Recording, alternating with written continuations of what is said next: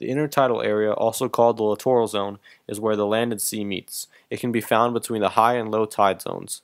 This complex marine ecosystem is found along coastal lines worldwide. It is rich in nutrients and oxygen and is home to a variety of organisms, but it is difficult to survive in because the environment is washed by the tides each day, so organisms that live there are adapted to daily changes in moisture, temperature, and salinity.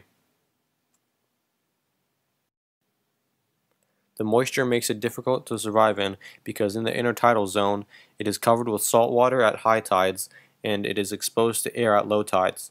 The height of the tide exposes more or less land to this daily tide cycle, and the organisms must be adapted to both very wet and dry conditions.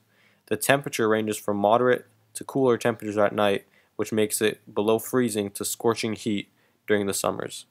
The salinity in tide pools varies from the salinity to the sea to much less saltier when rainwater or runoff dilutes it. Animals must adapt their symptoms to these variations. One organism that can surpass these symptoms and live in the environment is the purple sea urchin. The purple sea urchin is a small sea urchin, and it is a spiny, hard-shelled animal that lives in the rocky seafloor from shallow waters to great depths. It can be found off the west coast of North America and the Pacific Ocean from Canada to the Baja Peninsula.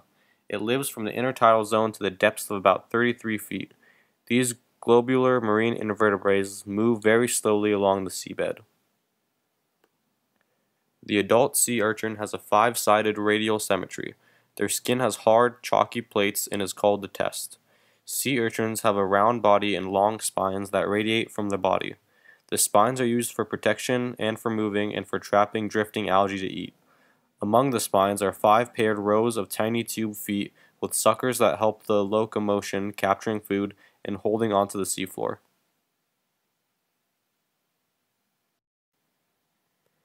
Another organism that lives in this environment is the sea anemone. Although the sea anemone looks like flowers, they are predatory animals. The invertebrates have no skeleton at all. They live attached to firm objects in the sea, usually the seafloor, rock, or coral, but they can also slide very slowly. Sea anemones are very long-lived. Hermit crabs sometimes attach sea anemones to their shells for camouflage. Sea anemone come in various shapes and sizes. Radial symmetric, they have a columnary body with a single body opening. The mouth is also surrounded by tentacles. The tentacles protect the anemone and catch its food. They are studded with microscopic stinging capsules. Sea anemones are usually about 1 to 4 inches across, but can grow up to 6 feet across.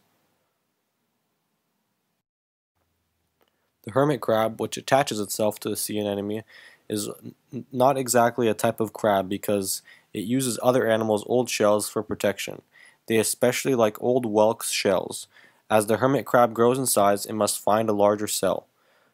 The hermit crab is a crustacean and is about 500 different species of hermit crabs around the world. Most hermit crab species live on the ocean floor, but many live on land. Female terrestrial hermit crabs can return to the sea to breed. Hermit crabs are invertebrates, animals without a backbone.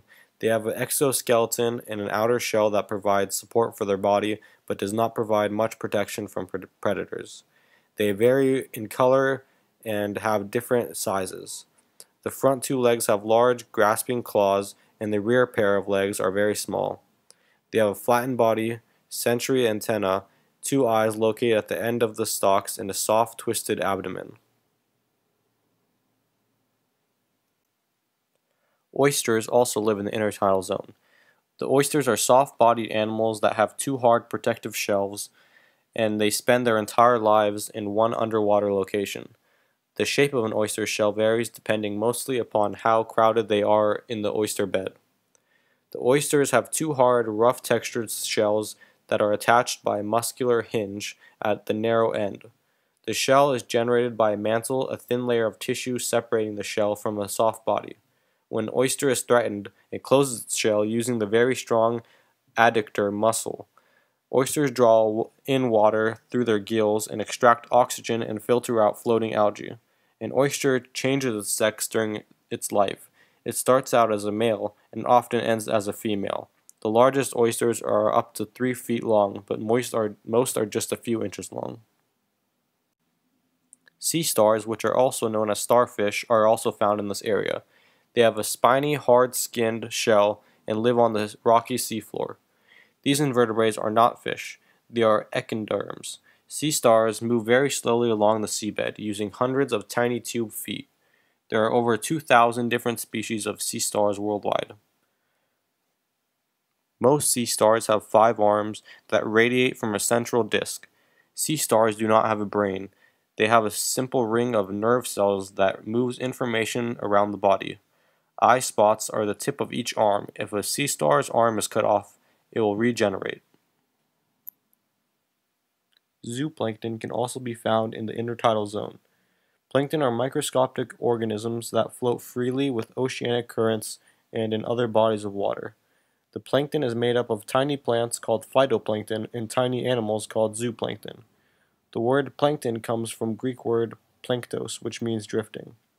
The phytoplankton are primary producers, and as the base of the oceanic food web, phytoplankton use chlorophyll to convert energy from sunlight, inorganic chemicals like nitrogen and dissolved carbon dioxide gas into carbohydrates.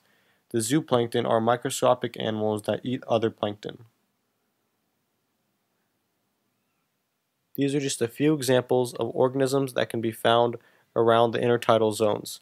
You can find many other organisms if you go to any beach around the world.